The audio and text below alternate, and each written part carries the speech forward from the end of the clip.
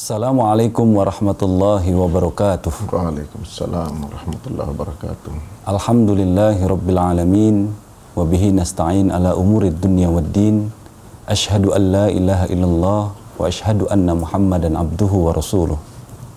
Para pemirsa TV-mu yang dirahmati Allah, bertemu kembali bersama kami di acara Tarjih Menjawab yang pada kesempatan kali ini kita akan membahas sebuah topik yang sangat baik, yaitu tentang zakat. Telah hadir bersama kami Dr. Khairuddin Hamsin. Assalamualaikum, Pak. Waalaikumsalam, Pak Alim. Kita akan mendiskusikan di sini tentang zakat dan pembahasan-pembahasannya, Pak. Walaupun cukup luas, nanti bisa kita sederhanakan, Pak, di 4 segmen ke depan. Insya Allah. Pak Khairuddin, terkait dengan zakat, tentu bisa dijelaskan dulu, Pak, apa itu sebetulnya zakat dan landasan pensyariatan Islam terkait dengan zakat, Pak. Ya, terima kasih pemirsa yang dirahmati Allah Subhanahu wa taala. Bismillahirrahmanirrahim. Zakat sebagai salah satu rukun Islam yang memang memegang peran penting, tentu kita perlu melihat hakikatnya dulu.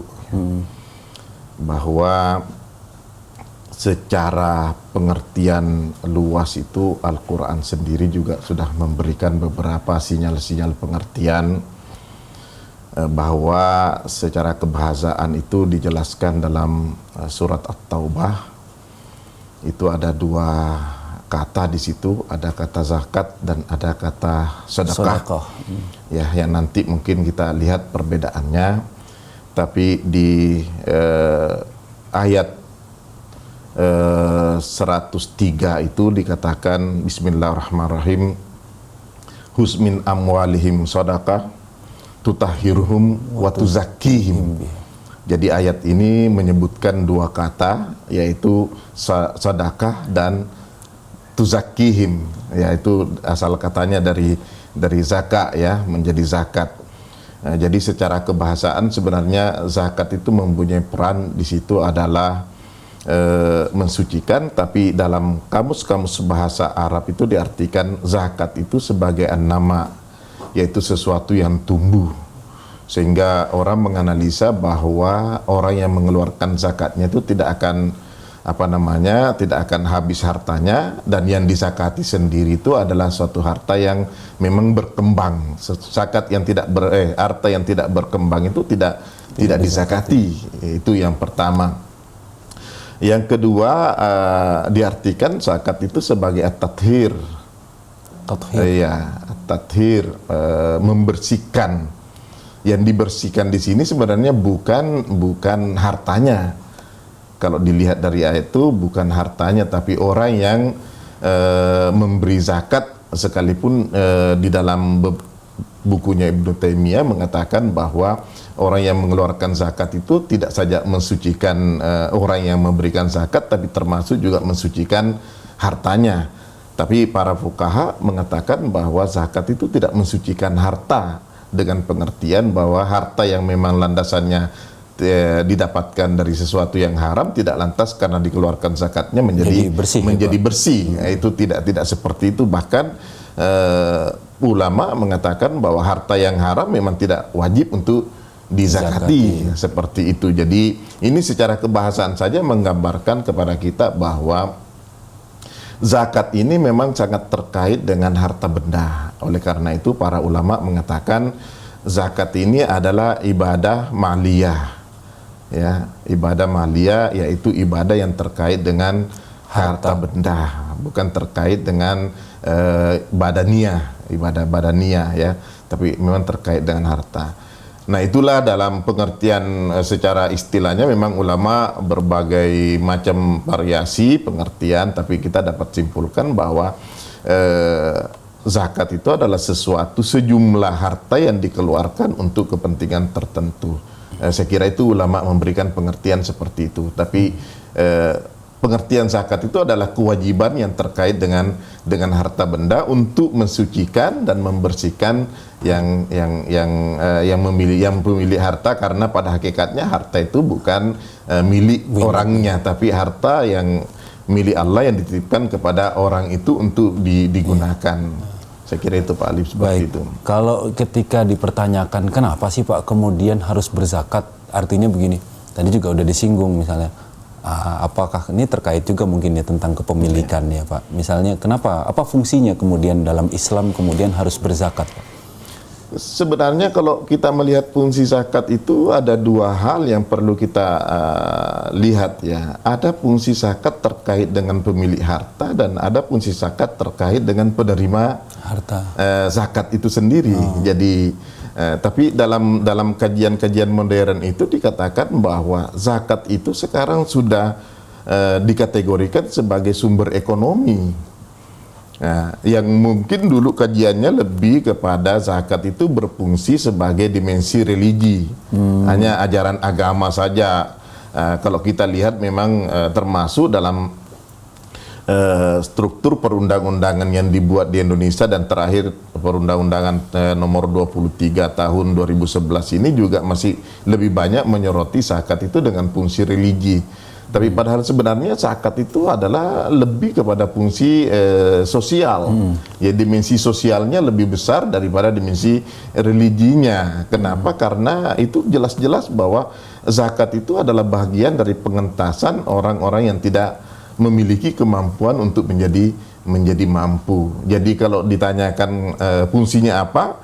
Fungsinya banyak. Fungsi kepada pemilik harta itu bagaimana caranya dengan zakat itu orang yang memiliki harta itu tidak terlalu terbuai dengan kecintaannya terhadap harta itu sendiri. Itu satu pertama.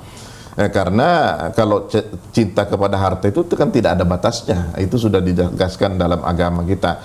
Yang kedua, fungsinya itu supaya orang yang punya harta itu mempunyai perasaan untuk membagi, ya, membagi, mempunyai rasa syukur bahwa dia diberikan kemampuan lebih dari yang banyak sekali fungsinya sebenarnya. Sebaliknya, fungsi kepada orang yang menerima zakat itu sebenarnya itu paling tidak adalah memberikan perasaan bahwa dia tidak termasuk orang yang disisihkan sekalipun tidak mampu. Jadi di sini sebenarnya fungsinya juga bagian dari ketimpangan sosial ya, bahwa orang itu akan merasa lebih sayang kepada orang yang ada hartanya karena ternyata orang yang punya harta juga bisa memberikan bagian apa yang ada dimiliki. Jadi itu lebih kepada hal seperti itu. Jadi banyak sebenarnya fungsinya yang mungkin kalau kita akan bahas itu juga sangat-sangat bagus saya kira. Artinya kalau itu terlaksana tidak hanya kemudian kesejahteraan masyarakat ya Pak, tapi keamanan juga ya mungkin ya Pak. Iya, jelas itu kan keamanan, karena kalau sudah persoalan besar di dalam kehidupan kita itu bagaimana supaya jarak antara orang yang mampu dan yang tidak mampu itu tidak terlalu jauh. Satu contoh saja, kalau umpamanya ada orang kaya yang sama sekali tidak pernah membagi kepada lingkungannya, tentu orang itu akan bertanya-tanya siapa itu orang dan bagaimana. Tapi kalau orang selalu memberi, tentu rasa kasih sayangnya yang tidak mampu itu lebih besar. Artinya zakat itu sebenarnya juga memelihara harta orang yang punya. Itu saya kira seperti itu. Berarti tidak saja dimensi ritual, tapi dimensi sosial. Iya. Artinya ya langkah apa Pak misalnya pada era sekarang ini dalam rangka proses optimalisasi zakat tadi itu Pak. Iya, kalau kita berbicara tentang optimalisasi zakat itu sebenarnya kita kembali kepada ayat itu yang 103 itu, huz min amwalihim shadaqah. Itu kan Al-Quran sudah menjelaskan bahwa tidak mungkin zakat itu bisa optimal kalau hanya amil dengan muzaki. Karena yang muhatab di situ sebenarnya kalau menurut saya bukan amil.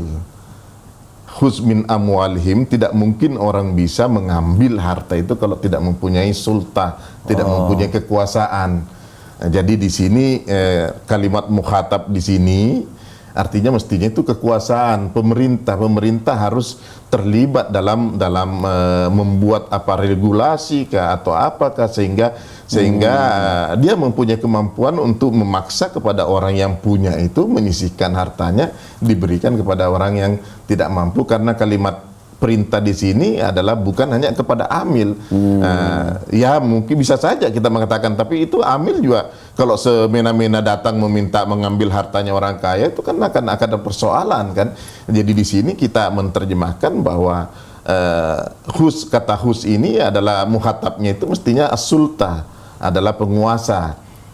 Bagaimana penguasa seperti Abu Bakar umpamanya menerjemahkan bahwa ketika Rasulullah meminta untuk memberitahu kepada orang kaya supaya mengambil hartanya dari orang kaya dan memberikannya kepada orang miskin, itu Abu Bakar memaknai itu bahwa itu adalah kekuasaan itu kan, sehingga dia menyiarkan perang kepada orang yang tidak mau mengeluarkan zakat. Itu salah satu contoh. Jadi kalau saya memahaminya bahwa zakat yang bisa optimal itu kalau keterlibatan kekuasaan itu ada di dalam. Baik Pak Khairuddin, kita akan lanjutkan lagi perbincangan kita Pak. Tadi sudah membahas tentang pengantar tentang zakat, begitu pentingnya posisi zakat dalam peradaban umat ya Pak ya. Iya. Dan nanti kita akan lebih pada segmen selanjutnya lebih mengkerucut pada pembahasan terkait dengan zakat. Para pemirsa TV-mu yang kami hormati, kita akan lanjutkan perbincangan kita masih mengenai topik zakat setelah yang satu ini.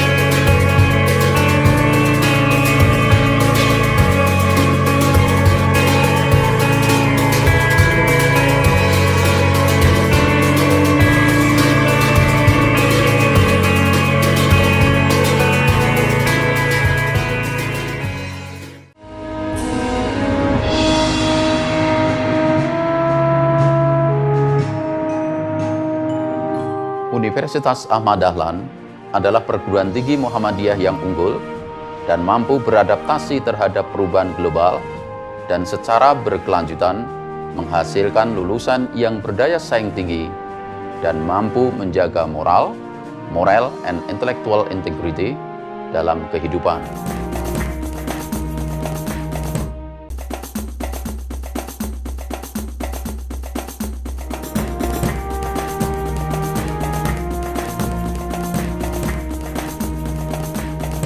Mam na imię Kasia. Przyjechałam tutaj z Polski w ramach programu Dharmasistwa, żeby uczyć się języka indonezyjskiego na Uniwersytecie Ahmad Dahlan. Studiowanie na UAD, a do tego mieszkanie w Jogjakarcie jest niepowtarzalną okazją, żeby poznać kulturę Indonezji, dlatego wszystkich do tego serdecznie namawiam. A Indonezyjczycy na pewno Wam w tym pomogą, ponieważ jest to najbardziej pogodny i radosny i pomocny naród świata. Konnichiwa. アフマッドダーラン大学に留学中の村野若と申します。先生方やクラスメートのみんながとても優しいので毎日楽しいです。アフマッドダーラン大学に来れたことをとても嬉しく思っております。ありがとうございます。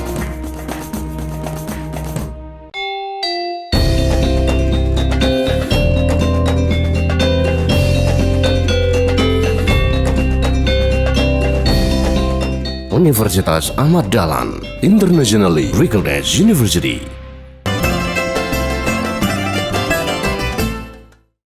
Pemirsa TV-mu yang berbahagia, kita lanjutkan diskusi dan perbincangan kita masih bersama Dr. Khairuddin Khamsin terkait dengan zakat. Tadi Pak Khairuddin sudah membahas tentang bagaimana zakat itu dan dikaitkan dengan peranan pemerintah juga dalam proses optimalisasinya. Karena zakat itu punya peranan yang sangat penting juga dalam peningkatan peradaban umat ya, peradaban bangsa ya Pak. Nah kemudian kita lebih menghususkan lagi Pak terkait dengan zakat dalam Islam itu, sebetulnya zakat dalam Islam itu aturannya seperti apa Pak? Oh Pak Ali, ya itu zakat itu kan termasuk kalimat yang paling banyak ya menghampiri banyaknya, kalau bisa dikatakan itu hampir sama dengan kata salat dalam Al-Quran. Oh, bahkan gandeng ya, ya, Pak ya? gandeng, bahkan itu dikatakan ada 30 kali kurang lebih itu tidak terpisah ya. Tidak terpisah, sekalipun ada sebagian mengatakan itu sampai 82 kali sekalipun kita belum pernah melakukan penelitian secara utuh. Tapi zakat itu, kalimat zakat yang terpisah itu kan hanya dalam suratul Mu'min itu. Ya, jadi terpisah ayatnya maksudnya. Tapi yang lain itu semua menggandeng Dengan sholat. Dengan salat. Jadi zakat itu memang dalam agama itu sangat memiliki peran penting. Sekalipun sebenarnya disyariatkannya zakat itu bersamaan dengan disyariatkannya puasa. Ya, yaitu pada tahun kedua Hijriyah. Jadi seperti itu. Tapi kalau mengatakan kedudukannya zakat dalam Islam itu ya kita bisa mengatakan sama kedudukannya dengan salat. Kalau salat itu terkait dengan masalah diri ya, tapi zakat itu terkait dengan harta benda. Saya kira itu jadi mempunyai peranan kedudukan yang sangat tinggi, saya kira. Apa ada ketentuan-ketentuannya, Pak? Ya, kalau sholat kan ada ketentuannya terkait gerakan atau ucapan. Nah, kalau zakat ini apa, Pak, ketentuannya? Jadi dua hal ini kan memang di dalam ajaran agama kita dikatakan sholat itu kan hampir bisa dikatakan itu kan sunnah fi'liyah ya, sunnah fi'liyah kalau salat itu sama. Jadi Al-Quran juga tidak menjelaskan zakat itu secara rinci, tapi lebih banyak dijelaskan zakat itu oleh Nabi secara rinci. Itu hadis-hadis. Tentu kalau dalam Al-Quran itu hanya bahasa-bahasa umum, mungkin aqimus shalah wa atuz zakah, ya yuqimuna shalah wa yutuna zakah, tapi secara rinci itu bagaimana, apa saja yang mau dizakati itu kan tidak dijelaskan. Yang menjelaskannya itu adalah hadis atau sunnah Rasulullah sallallahu alaihi wasallam. Kira itu anunya. Nah, kalau ketentuannya, Pak, misalnya kalau dalam Islam itu ada istilah-istilah, misalnya zakat fitrah, zakat mal. Nah, itu gimana, Pak, ketentuan dan perbedaannya? Jadi kalau dilihat macamnya itu memang ada dua fungsi. Pertama itu ada memang diberikan zakat itu terkait dengan puasa yang kita kenal dengan zakat fitrah. Kemudian ada zakat lain yang terkait dengan harta benda yang disebut dengan zakatul mal. Nah, yang zakat fitrah ini khusus dilakukan pada bulan Ramadan. Tapi kalau zakat mal itu ya terkait memang dengan kondisi harta itu sendiri, yaitu banyak sekali tentu macam-macamnya. Ada zakat terkaitan dengan masalah emas, uang. Kalau dulu sebenarnya uang itu kan tapi berbentuk emas dengan perak. Sekarang kan menjadi pertanyaan orang, oh bagaimana kalau di dalam nas itu kan hanya emas dengan perak, bagaimana dengan uang kertas? Itu kan sebenarnya dulu itu kan memang uang itu berbentuk emas dengan perak. Kemudian ada yang terkait dengan ternak, ada yang terkait dengan pertanian, bahkan kepada pertambangan. Nah, itu dulu. Sekarang mestinya lebih maju lagi gitu kan, karena harta itu sendiri juga maju. Bukan saja yang yang diambil dari tanah, dari bumi, tapi ada yang sekarang berbentuk jasa yang paling besar itu kan. Bahkan sudah sekarang maju sekali perkembangan yang memang kita perlu juga memberikan pencerahan pada masyarakat. Kalau dalam buku-buku fikih itu kan paling harta itu yang dikategorikan harta emas, perak, kemudian pertanian, peternakan yang peternakannya sendiri terbatas kepada sapi, kambing, ya, onta, ya, karena memang peternakannya kalau sekarang kan sudah banyak peternakannya. Ya ada lele, ada ayam, ada udang, gitu ya. Ada itu yang Jepang kembangkan itu juga sudah berkembang, mutiara. Nah, itu kan sudah semua peternakan semua itu kan. Nah, itu kan belum dibahas secara utuh bagaimana ada zakat investasi sekarang ini, ada zakat pada obligasi, ada jasa, saham, saham itu kan banyak sekali sebenarnya. Artinya itu berarti diumumkan bagi orang kaya mengeluarkan zakat ya, Pak. Selama kemudian dia punya harta sampai pada batas minim, maka kemudian tanpa ada aturan pembatasan zakat itu ya. Iya, sebenarnya itu kan zakat. Oleh karena itu tadi saya katakan bahwa keterlibatan pemerintah untuk membuat regulasi apa saja yang mestinya dizakati dalam kondisi saat ini. Karena persoalannya seperti umpamanya kalau dulu rikas, ya termasuk barang apa namanya kalau apa bahasanya sekarang barang temuan ya. Barang temuan ya, Hartanya barang orang harta kafir ya, karun Pak. ya, harta karun itu. Sekarang kan tidak seenaknya orang bisa itu dikuasai oleh pemerintah. Barang tambang itu sekarang sudah banyak sekali kan. Tambang itu bukan tambang ya emas, ya gas, ya minyak, ya baru-baru ini ada akik lagi kan, itu kan bagian tambang juga gitu kan. Yang masuk dalam kategori wa mimma akhrajna lakum minal ardi kan, yang apa yang kamu temukan dari perut bumi ini gitu kan. Itu saya kira jadi berkembang sekali Pak Ali. Karena juga ada para ulama yang membahas hanya mengkhususkan zakat tuh hanya yang sudah ditentukan pada Rasul saja Pak ya. Iya, tapi kan tidak adil Pak Ali. Nah, contohnya umpamanya pertanian. Coba kalau kita mengambil hanya mau menganalogikan gandum dengan beras umpamanya atau jagung. Sementara petani-petani seperti cengkeh, kakao, itu yang harganya dibayar dengan dolar. Ya tidak adil kan? Ya tidak adil seperti petani umpamanya peternak udang itu tidak dizakati, bahkan konon beberapa ulama masih mempermasalahkan seperti kelapa umpamanya tidak dizakati, buah kelapa. Sekarang buah-buahan itu jeruk apa segala kan sudah sangat maju, bukan lagi buah yang hanya untuk dikonsumsi tapi itu sudah menjadi industri gitu kan. Bagaimana itu? Nah ini kan mesti ada pembahasan lebih jelas lagi khususnya dalam persoalan regulasi seperti ini. Nah ini memang yang menjadi masalah, sehingga kalau kita katakan loh kok kecil sekali perannya zakat, sekarang berapa persen dari kekayaan itu yang bisa berkumpul? Ada orang mengatakan hanya sekitar 1 triliunan, ada 3 triliunan. Orang setelah melakukan penelitian potensi zakatnya di Indonesia ini ada yang mengatakan sekitar 30 triliunan, ada bahkan 200-an triliunan. Ya kan? Kenapa itu semua kok hanya menjadi wacana gitu? Ya karena memang kita belum menentukan, belum ada kesepakatan harta apa yang sebenarnya dizakati, lebih kepada harta-harta tradisional gitu kan. Itu. Saya juga menarik Pak Satemen, kenapa potensi yang begitu besar tadi terkait dengan pemahaman masyarakat terkait dengan zakat. Karena banyak juga yang memahami zakat itu ya hanya zakat fitrah gitu Pak. Artinya sudah zakat belum? Sudah, ya itu setelah puasa. Padahal ada zakat mal yang harus dia tunaikan sesuai dengan ketentuan-ketentuannya. Bagaimana pendapat Pak Ali itu? Kalau Abu Bakar kan mengatakan fa inna zakat hakul mal. Kan? Abu Bakar menyebutnya bahwa zakat itu haknya harta itu. Ya kan?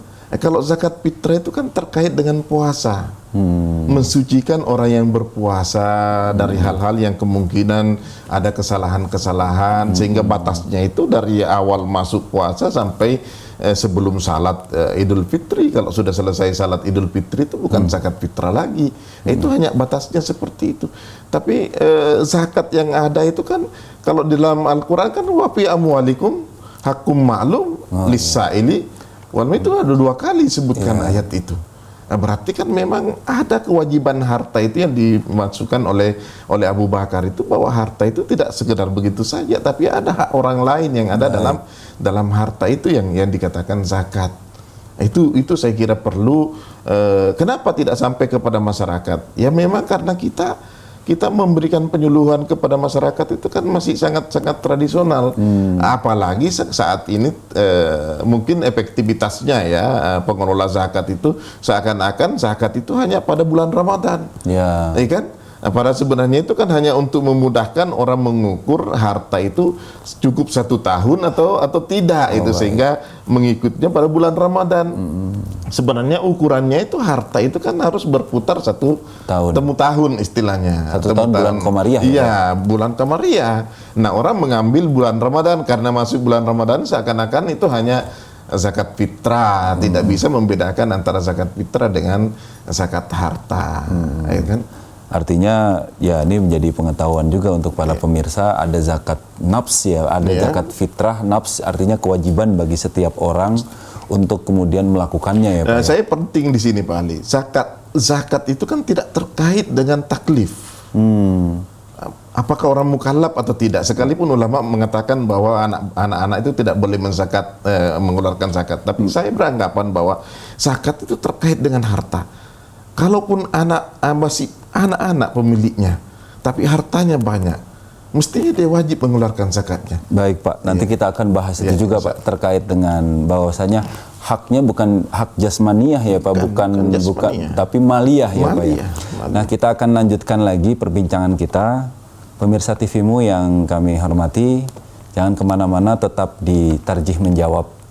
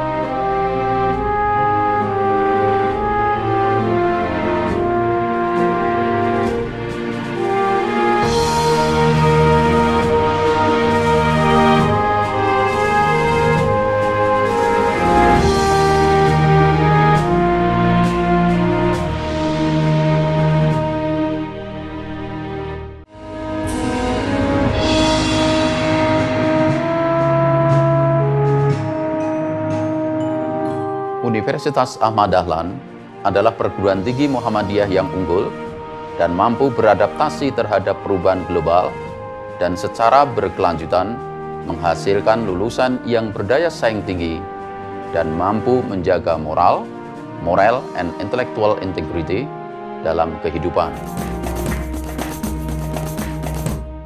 안녕하세요. 제 이름은 권가민이라고 합니다. 저는 한국 사람이고요. 저는 현재 족자카르타 안에 있는 아마드 다알란 대학교에서 공부하고 있습니다. 이곳 사람들은 모두 항상 미소 짓고 또 많은 사람들이 친절합니다. 그리고 학교 측에서도 외국 유학생들을 위해 많은 배려를 해주고 있습니다. 그래서 지금 저는 매우 행복하게 공부하고 있습니다.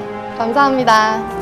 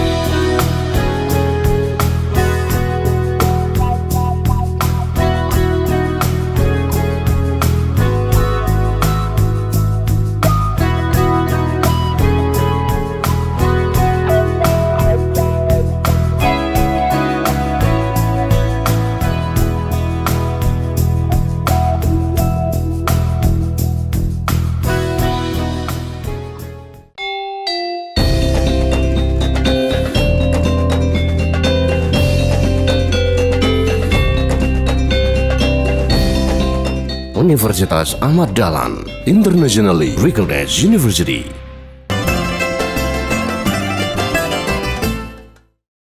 Pemirsa TV-mu yang berbahagia, kita kembali pada Tarjih Menjawab, masih pada topik pembahasan tentang zakat bersama Pak Dr. Khairuddin Khamsin.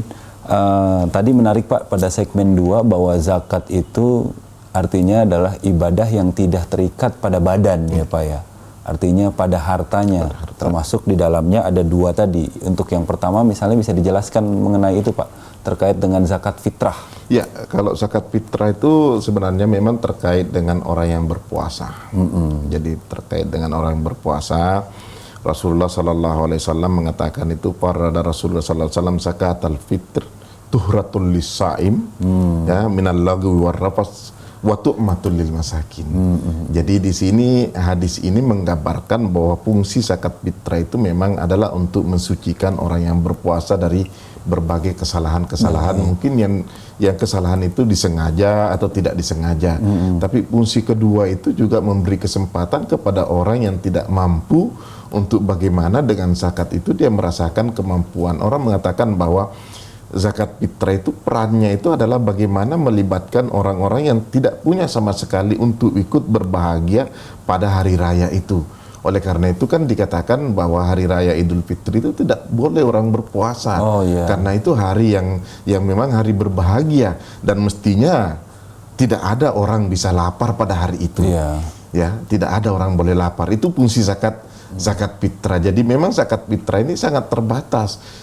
Yang menjadi persoalan sebenarnya Pak Ali, perlu saya jelaskan pada kesempatan ini, kadang-kadang kita dalam mengeluarkan zakat fitrah itu tidak pada proporsi yang benar.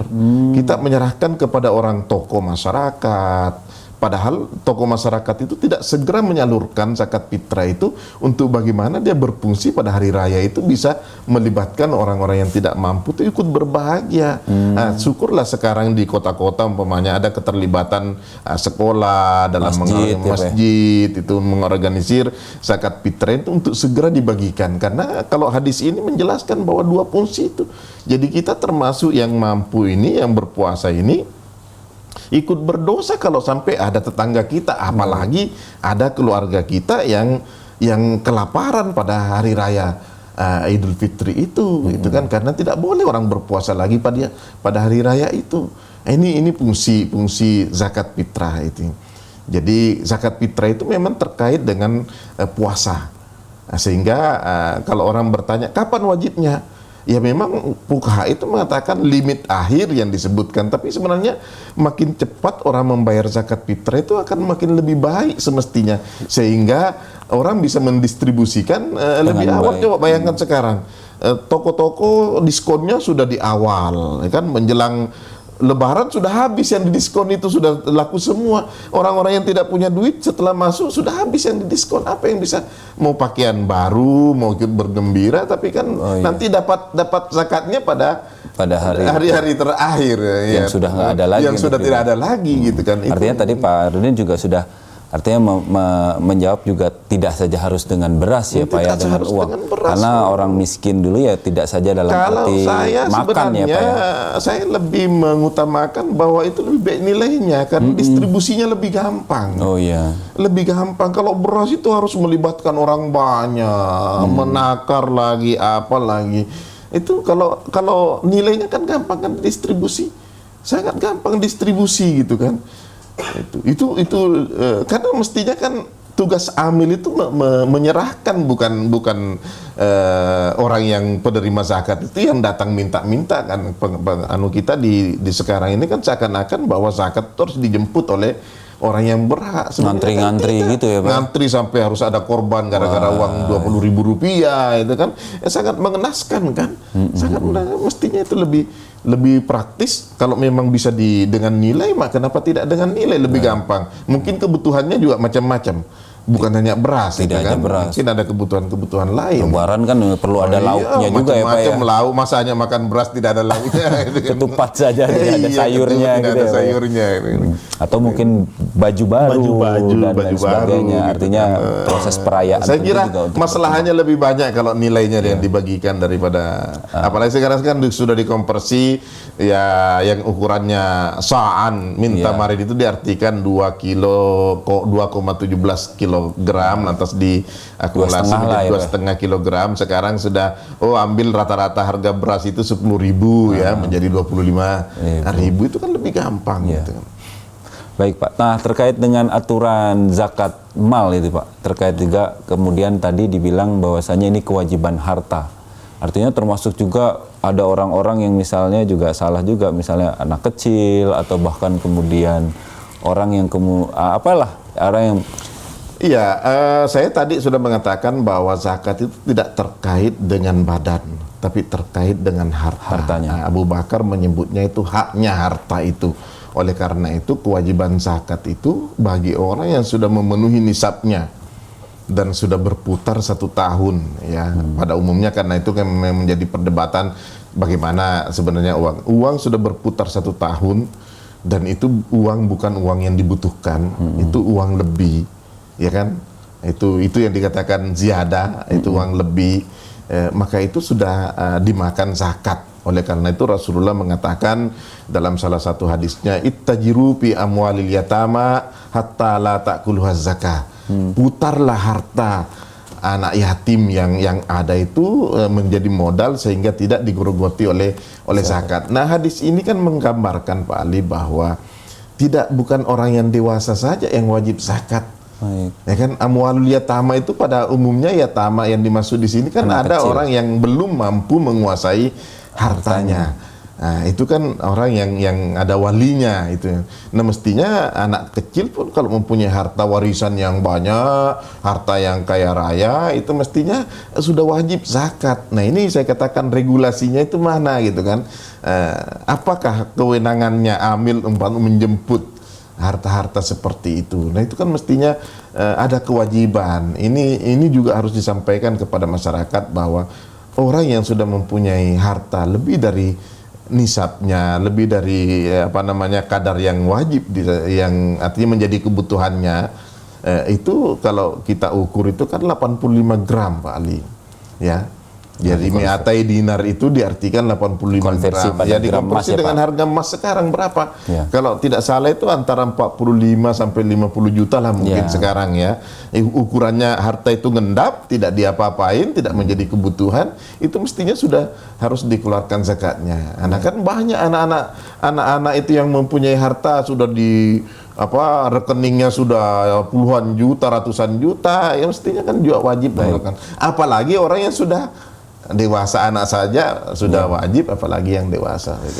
Memang untuk zakat harta pun untuk mengeluarkan hartanya pun ada syarat-syaratnya tadi ya Pak ya, keluar dari jadi zakat harta itu kan pertama itu ya sampai 1 nisab itu kan, memiliki mempunyai kepemilikan penuh, ya, tidak dalam penguasaan orang lain, mungkin saja bebas tidak, dari hutang, ya, ya, bebas dari hutang dan sebagainya. Itu banyak syarat-syarat teknis dan sudah dikurangi kebutuhan pokok ya Pak. Itu yang paling pokok. Itu yang paling pokok itu kan. Jadi kalau orang badan statistik Indonesia mengatakan di Indonesia itu hanya sekitar 15% orang miskin, mungkin karena memang itu kebutuhan pokoknya berapa gitu kan. Nah, kalau itu dilihat kebutuhan pokok itu harus dikurangi. Umpamanya kebutuhan pokoknya di Indonesia paling sekitar berapa? 1 juta ya, 1 juta mungkin ya standar UMR ya Pak ya, UMR itu. UMR berapa? 800, tapi kecil sekali Pak Ali kalau 800 itu. 800.000 1 bulan itu berapa? Itu mestinya kan. Tapi kalau bagi orang kaya yang gaya hidupnya mewah-mewah juga susah juga Pak nanti. Juga, ya, tapi ya itu kebutuhan pokoknya dah, termasuk kebutuhan mungkin pendidikan anaknya sudah disisihkan. Ya, termasuk dalamnya ya, pendidikan, kesehatan dan sebagainya. Itu sudah, sisanya itulah nanti yang bertemu tahun itu nanti dikeluarkan, karena zakat itu tidak boleh dikenakan 2 kali. Double zakat double zakat. Jadi kalau sudah dikenakan kalau umpamanya zakat penghasilan sudah dipotong di kantornya pada waktu itu, tahun itu tidak mesti mengeluarkan lagi, nanti tahun depannya sudah menjadi harta, masuk ke harta kekayaannya, itulah yang baru disakati. Sebenarnya kan sangat sederhana, hanya 2,5% Pak Ali. Iya. Pajak itu minta sampai 25% lah Pak Ali. Tapi menarik Pak, diskusikan tadi sudah diskusi tentang zakat penghasilan dari Pak Arudin tadi. Udah ada wacana zakat penghasilan atau zakat profesi yang sebetulnya pada masa Nabi kan memang orang yang kaya itu orang yang punya peternakan, orang yang punya pertanian, orang yang punya pertambangan. Nah, sekarang orang kaya itu orang yang punya profesinya bagus gitu Pak. Akadnya gimana Pak? Sekarang itu kan kalau kita lihat dari dari harta itu sendiri kan juga ada berbeda paham. Apa sih harta itu? Harta itu ada mengatakan manfaat itu bukan masuk harta. Ada yang mengatakan manfaat itu bagian dari harta yang kita sebut sekarang jasa. Ya kan? Sekarang itu kekayaan yang paling banyak itu adalah jasa, Pak Ali, bukan hanya dari perdagangan. Lawyer, dokter itu dalam sehari pemain bola, bola apalagi itu kan pemain bola, petenis dan sebagainya. Bayangkan dalam sepekan bisa miliaran dia punya gaji.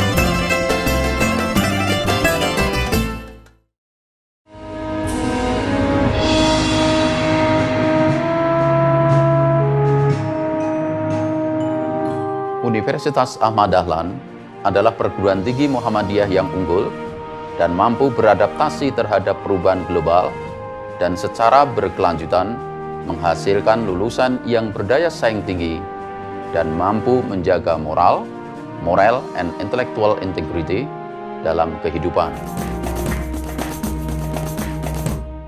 안녕하세요. 제 이름은 권가민이라고 합니다. 저는 한국 사람이고요. 저는 현재 족자카르타 안에 있는 아마드 다알란 대학교에서 공부하고 있습니다.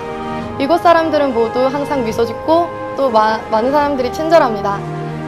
그리고 학교 측에서도 외국 유학생들을 위해 많은 배려를 해주고 있습니다. 그래서 지금 저는 매우 행복하게 공부하고 있습니다. 감사합니다.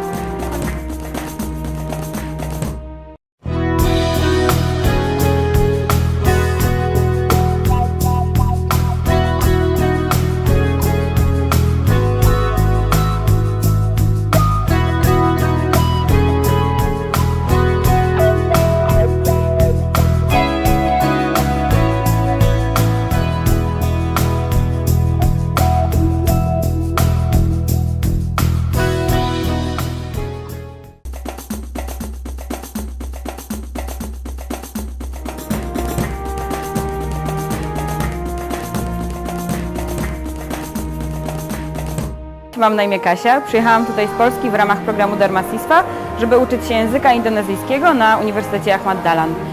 Studiowanie na UAD, a do tego mieszkanie w Dżokjakarcie jest niepowtarzalną okazją, żeby poznać kulturę Indonezji, dlatego wszystkich do tego serdecznie namawiam.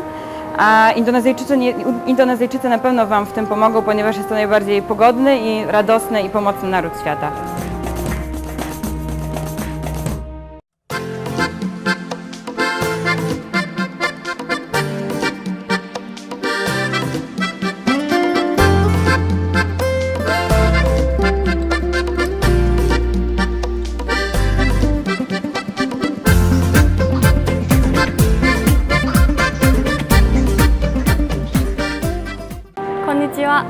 アフマッドダーラン大学に留学中の村野若と申します。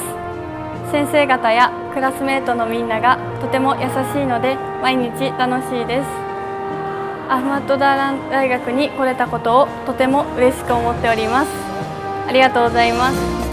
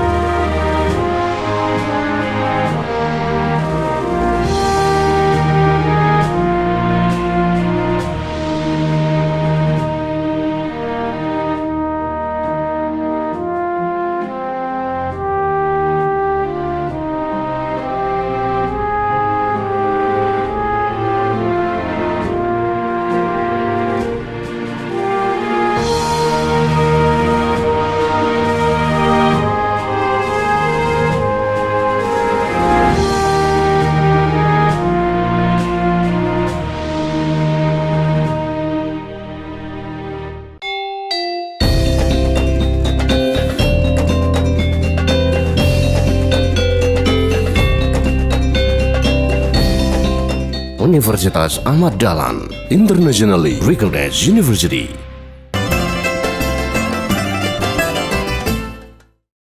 Pemirsa TVMU yang kami hormati, pada kesempatan kali ini kita berada pada segmen terakhir, masih pada pembahasan kita dengan topik zakat dan pembahasannya terkait dengan zakat. Masih bersama Pak Khairuddin Hamsin. Tadi begitu luas ya Pak pada segmen sebelumnya bahwa zakat harta tadi tidak saja apa yang ditentukan dalam kitab-kitab fikih klasik ya Pak, tapi kemudian masuk juga pada ranah penghasilan. Apalagi sekarang kebanyakan ya aspek jasa itu yang menghasilkan uang ya Pak. Sebenarnya ulama klasik sudah menyebutnya sebagai malul mustafad namanya. Malul mustafad itu Iya, ya Pak. malul mustafad itu dulu penghasilan itu. Penghasilan itu. Nah, juga terkait dengan itu yang membedakan juga Pak unsur-unsur terkait dengan zakat dalam Islam adalah kepada siapa dana zakat itu kemudian diberikan. Jadi ada kan tuntunannya, ada kemudian aturannya. Bagaimana penjelasan itu Pak? Iya Pak Ali. Jadi dalam Al-Quran surat At-Taubah ayat 60 itu kan dikatakan innamas shadaqatu lil fuqara'i wal masakin wal amilina 'alaiha wal mu'allafati qulubuhum wa fir riqab wal gharimina wa fi sabilillah wa binis sabil. Itu ada 8 pihak yang menjadi sasaran zakat. Itu kan. Dari 8 pihak ini kalau kita mau analisa secara utuh sebenarnya itu adalah kelompok lemah.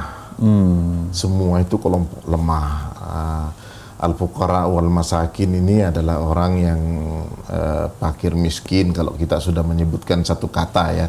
Padahal sebenarnya fakir miskin itu kan dalam buku-buku klasik masih dibedakan. Kalau fakir itu tidak mempunyai pekerjaan dan tidak mempunyai kecukupan, ya tidak mempunyai penghasilan tertentu dan penghasilannya pun tidak bisa mencukupi kebutuhannya, itu fakir ya. Kemudian miskin itu adalah orang yang mempunyai penghasilan tapi penghasilannya tidak mencukupi. Itu sudah dibahas sebenarnya. Tapi apapun diterjemahkannya bahwa fakir miskin itu adalah orang yang memang butuh. Ya, artinya kehidupannya itu tidak bisa terpenuhi kebutuhannya, itu kan. Dia berhak zakat. Dia berhak zakat.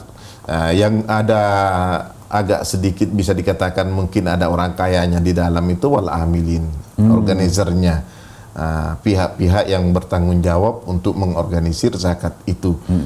Tapi itu sendiri juga kan membutuhkan dana operasional dan sebagainya ya, sehingga diberikan hak 1/8 dari 8 asnaf maksimal untuk dipakai itu kan, untuk dipakai. Kemudian yang keempat wal mu'allafati qulubuhum itu kan dulu dikategorikan mu'allafati qulubuhum adalah orang-orang tertentu yang mempunyai pengaruh yang harus ditarik, artinya dilunakkan jiwanya. Kalau sekarang orang Indonesia menganggapnya mu'allaf itu adalah orang yang baru masuk Islam. Sebenarnya kan tidak hanya itu ya Pak ya. Atau bahkan ada juga menafsirkan orang Islam yang hidup atau orang Islam yang tinggal di kawasan orang kafir gitu, yang khawatir orang minoritas seperti minoritas, yang ya, pengungsi ini dari Rohingya itu salah satu diantaranya ya, itu mungkin itu seperti itu ya. Jadi memang orang wafir rikab itu kan budak ya, budak itu kan statusnya dulu sebagai orang yang tidak memiliki dirinya. Karena dirinya dan hartanya dikuasai oleh tuannya. Dalam bahasa modern sekarang kita sebutkan bahwa orang memang haknya itu tidak dimiliki oleh yang bersangkutan. Mungkin orang yang dalam penjara, mungkin banyak hal, orang yang sudah mungkin dalam haknya itu sudah oleh peraturan, mungkin oleh hukum sudah dicabut gitu kan. Termasuk jadi orang yang butuh. Bahkan saya mengatakan mungkin saja itu TKW termasuk diantaranya perlu mendapatkan santunan dari zakat kalau memang nanti zakatnya berfungsi dengan baik. Dalam arti, tapi bukan dalam arti budak ya Pak. Tapi dalam arti orang yang artinya orang yang dirinya itu tidak dimiliki oleh dirinya, kekuasaannya, kemampuannya tidak dimiliki. Kita tidak mengatakan bahwa TKW itu seperti budak, tidak. Tapi kan bagaimana budak TKW yang terlantar itu? Kalau dari Departemen Sosial tidak bisa memulangkan, mestinya kalau zakat itu mampu. Di Saudi Arabia orang-orang yang dalam penjara masalah pelanggaran imigrasi itu mereka dipulangkan ke negara asalnya itu dengan uang zakat. Jadi pada bulan Ramadan ini rame-rame mereka itu ditarhil istilahnya, dikeluarkan dari penjara itu untuk pulang ke kampungnya. Bagi orang yang hanya pelanggaran stay permit umpamanya, izin tinggal dan sebagainya, seperti itu. Kemudian yang paling penting fisabilillah. Sabilillah sekarang dulu kan jihad. Nah, sekarang kan anggaran militer sudah ada dalam negara, mestinya itu fasilitas umum, pendidikan, kesehatan, air bersih dan sebagainya. Itu di beberapa negara itu sudah maju sekali. Jadi kita jangan lagi buat bangun sekolah, gitu bangun sekolah, pokoknya fasilitas umum yang penting itu kan. Banyak negara-negara itu miskin kelihatan negaranya, tapi sekolahnya bebas. Ya kan? Ya mungkin masalah pengaturan zakatnya juga bagus gitu kan. Kuwait zakat itu sudah lebih banyak diarahkan kepada beasiswa. Baituz Zakah itu banyak teman-teman sekolah di Mesir itu dapat beasiswa dari Baituz Zakah itu kan, tidak lagi urusan itu kan, itu masuk Ibnus Sabil kan. Ibnus Sabil sudah masuk dalam Ibnus Sabil seperti itu Pak Ali. Nah, jadi kalau terkait aturan Islam Pak, karena ada aturan terkait orang yang menerima tadi, apakah kemudian harus ditunaikan dana tadi itu Pak, atau memang boleh ditahan? Ini memang, jadi perannya amil di sinilah yang sangat penting. Jadi kalau perekrutan, kalau kita lihat di buku-buku klasik itu, orang yang paham zakat sekarang tidak cukup dengan itu, mestinya ahli manajemen, punya leadership, punya apa, karena zakat itu sebagai lembaga yang harus dikelola secara profesional gitu kan. Jadi kalau di beberapa negara termasuk di Sudan itu zakat itu diolah secara baik. Jadi ada berapa persen untuk namanya bagi habis untuk kelompok-kelompok fakir miskin, ya itu bagi habis istilahnya. Karena memang kebutuhannya tidak bisa lagi ditunda, diberikan tunai supaya kebutuhan dasarnya itu terpenuhi. Tapi berapa persen diberikan untuk umpamanya investasi. Ya dia bangun umpamanya pertokoan yang di dalamnya itu orang-orang miskin yang mengolahnya. Dia membuat lahan pertanian yang mengolahnya itu orang miskin. Kemudian ada untuk modal gitu kan, diberikan ke UKM untuk sebagai modal gitu kan. Yang paling penting juga ada disisihkan untuk beasiswa, sehingga kita mengatakan oh di sana itu mungkin bapaknya itu petani tapi anaknya insinyur pertanian. Ya seperti itu. Jadi banyak juga orang Indonesia yang dapat beasiswa dari lembaga zakat di sana gitu kan. Nah, ini penting mungkin kita. Tapi ya kembali lagi bahwa memang saya tidak tahu di Lasismu bagaimana ya. Mestinya Lasismu juga sebagai milik daripada Persatuan Muhammadiyah. Kalau perlu cobalah melakukan penelitian kepada beberapa negara yang sudah bagus, karena setahu saya bahwa 2007 itu Presiden Sudan diajak untuk berbicara tentang pengentasan kemiskinan. Karena di sana memang masih banyak orang miskin, dia hanya berbicara konsep zakat.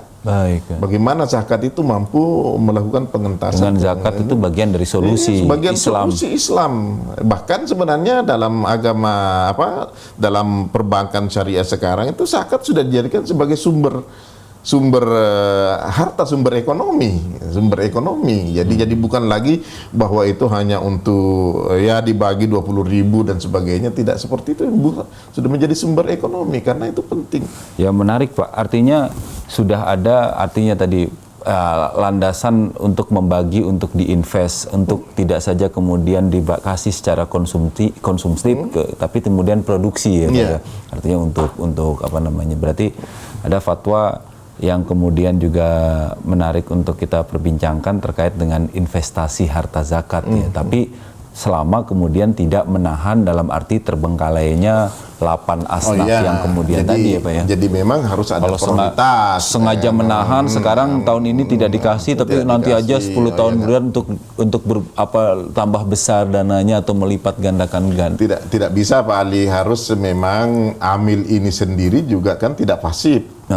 Mestinya kan diberikan bagian itu, amil itu bukan pasif, artinya menunggu orang memberikan zakat. Mestinya dia juga mempunyai data, menjemput. Oleh karena itu tadi saya kaitkan bahwa harus ada kekuasaan di situ yang juga memayungi amil ini untuk bagaimana mengoptimalkan kerjanya sehingga betul-betul zakat ini dapat pertama menyelesaikan persoalan-persoalan yang memang harus diselesaikan, kemudian mengembangkan harta zakat itu untuk invest ke depan sehingga tidak habis gitu kan. Saya kira seperti itu memang. Jadi tugas amil ini menjadi penting ya Pak ya.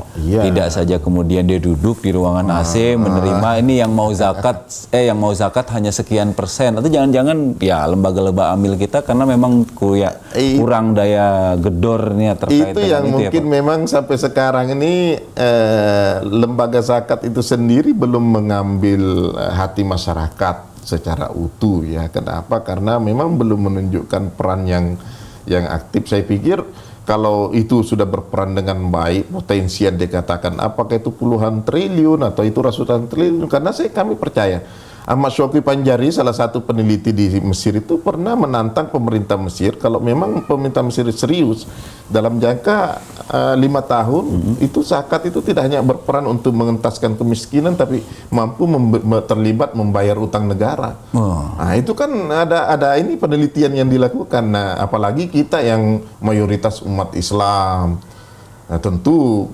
akan lebih banyak lagi, saya kira seperti itu. Wah, baik ya, luar biasa. Apalagi umat Islam kita di Indonesia ya Pak. Kalau potensinya tadi luar biasa, padahal kalau kita mau sedikit menggelitik ibadah-ibadah yang kaitannya kayak Idul Kurban itu banyak sekali kita, tapi kemudian zakat tapi kok kemudian sedikit ya. Loyo, sepi dan lain gitu kan. sebagainya. Artinya memang ini menjadi tantangan kita bersama. Baik Pak, sepertinya kita sudah di penghujung ini, bisa diberikan kesimpulan terkait dengan diskusi atau perbincangan kita kali ini. Saya kira saya dapat menyimpulkan bahwa kita mempunyai tanggung jawab bersama, saya kira khususnya di Persyarikatan Muhammadiyah ini untuk bagaimana lebih meningkatkan peran kita untuk optimalisasi zakat ini, baik itu dalam rangka menghimpun, ya mengambil dari muzaki-muzaki itu, maupun dalam mengorganisir termasuk mendistribusikan kepada pihak-pihak yang berhak, karena kita sudah mempunyai lembaga zakat yang memang punya lesismu, tapi tidak kalah penting juga persyarikatan juga harus mempunyai keterlibatan dalam proses bagaimana regulasi zakat ini dalam proses pelembagaan, karena saya kira undang-undang yang dibuat oleh pemerintah Indonesia, Undang-Undang Nomor 23 tahun 2011 ini juga sudah ada titik terangnya, tapi saya pikir itu masih perlu untuk kita kaji, apalagi kita kan punya lembaga pendidikan yang bisa melakukan penelitian bagaimana sih sebenarnya di masyarakat di bawah. Jangan hanya kita berbicara di masyarakat kota gitu kan. Kalau di kampung-kampung itu kan masih banyak orang miskin itu tidak mengeluh sebenarnya. Tapi kalau kita mau melihat penghasilannya tadi, bahwa orang miskin adalah orang yang mempunyai penghasilan 800.000 atau berapa 1 juta, di kampung itu kan banyak kesan yang tidak jelas penghasilannya. Nah ini penting mungkin memang dalam rangka pensyariatan zakat, karena tidak bisa kita pungkiri bahwa disyariatkannya zakat itu adalah keberpihakan agama Islam terhadap orang-orang yang tidak mampu. Saya kira itu bagian yang harus kita yakini, saya kira sebagai kita orang-orang Islam. Baik Pak Khairuddin, menarik sekali Pak diskusi dan perbincangan kita, karena waktu juga yang kemudian harus kita berhenti. Kita akan diskusikan pada topik-topik yang lainnya Pak. Pemirsa TV-mu yang dirahmati oleh Allah, begitu terkait dengan diskusi kita kali ini pada topik zakat. Kita akan bisa bertemu pada topik-topik lainnya pada program yang sama, yaitu Tarjih Menjawab. Terima kasih atas perhatiannya. Mudah-mudahan nanti kita bisa bertemu lagi pada kesempatan berikutnya. Kami akhiri dari kami. Terima kasih Pak Khairuddin. Assalamualaikum warahmatullahi wabarakatuh. Waalaikumsalam warahmatullahi wabarakatuh. خليني حدك واحميني